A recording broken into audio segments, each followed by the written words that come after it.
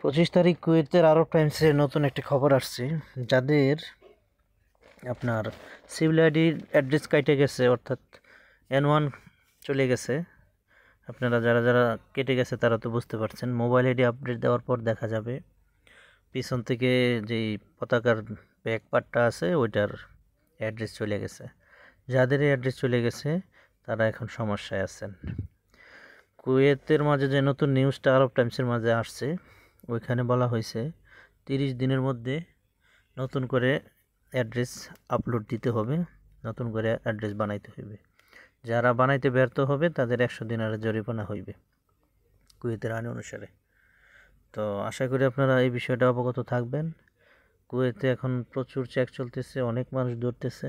আশা করি খেয়াল রাখবেন এবং আপনাদের যাদের অ্যাড্রেস চলে গেছে অ্যাড্রেসগুলো আপলোড করে নেবেন। এই আমার আজকের কুয়েত প্রবাসীদের জন্য নিউজ ছিল।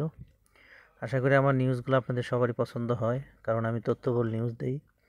নিউজ এবং আমার চ্যানেলে প্রতিদিনের টাকার রেট এবং গোল্ডেন রেট, গোল্ডের, স্বর্ণের। তো মাঝখান থেকে কথা বললাম। আর দ্বিতীয় কথা হইল, যারা এই দেশে চলে গেছেন অনেকেরই কিন্তু অ্যাড্রেস সমস্যা হইতে পারে, বিল্ডিং ভেঙে ফেলছে। আপনারা অনলাইনের মাধ্যমে অ্যাড্রেস আপলোড করতে পারবেন।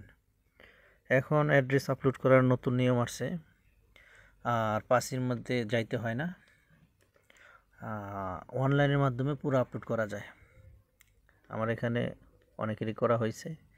তো আশা করি আপনারা তথ্যটা ক্লিয়ারভাবে পাইছেন। কারো কোনো মন্তব্য থাকলে কমেন্ট করবেন।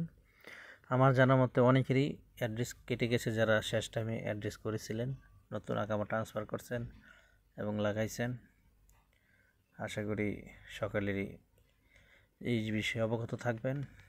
তো অ্যাড্রেস সবাই ভালো করে চেক করবেন এবং সবারই অ্যাড্রেস লাগিয়ে নেবেন।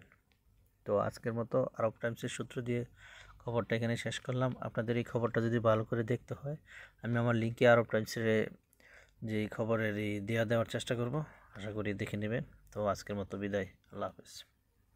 আর ফেসবুক থেকে দেখলে ফলো দিবেন, লাইক কমেন্ট শেয়ার করবেন।